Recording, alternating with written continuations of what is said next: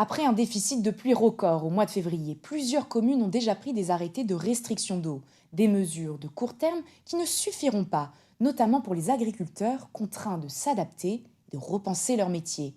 Reportage en Ariège avec Augustin Arnal et Mathilde Barral. Un paysage lunaire au cœur de l'Ariège. L'eau s'est comme évaporée.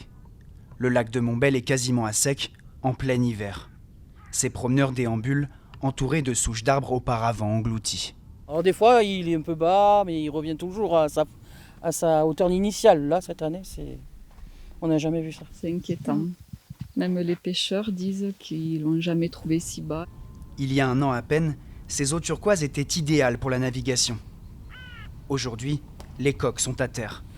Les faibles pluies cet hiver n'ont pas rechargé le lac. Ce passionné a bien du mal à mettre son voilier à l'eau. Ouais, qu'est-ce que c'est que ça? C'est le safran qui est planté dans la terre. 3 fois moins d'eau que d'habitude, une première à Montbel. Maintenant, il fait 2 mètres de profondeur à la bouée. Normalement, ça fait 18 mètres.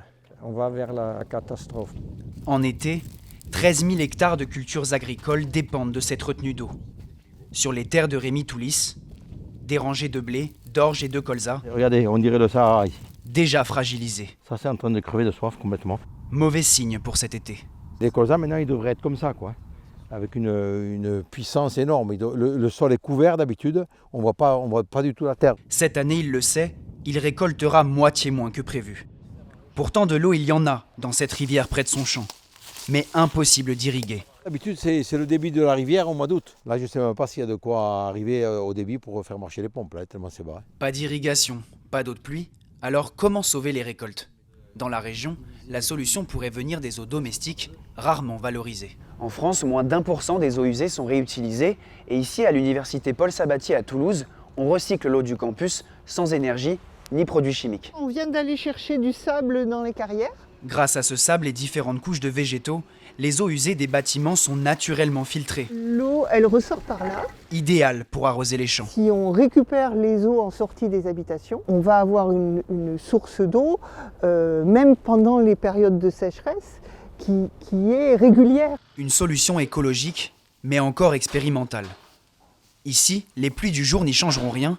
Cet éleveur a dû s'adapter. Une fois ses dernières bottes de foin consommées, il fera pâturer ses vaches dans des champs de sorgho, une plante qu'il n'a pas besoin d'arroser. Il n'y a que le sorgho qui est vert en plein été. Si on n'avait pas le sorgho sur exploitation, on serait obligé soit d'acheter du foin, soit d'avoir moins d'animaux sur exploitation. En France, le sorgho est en pleine expansion.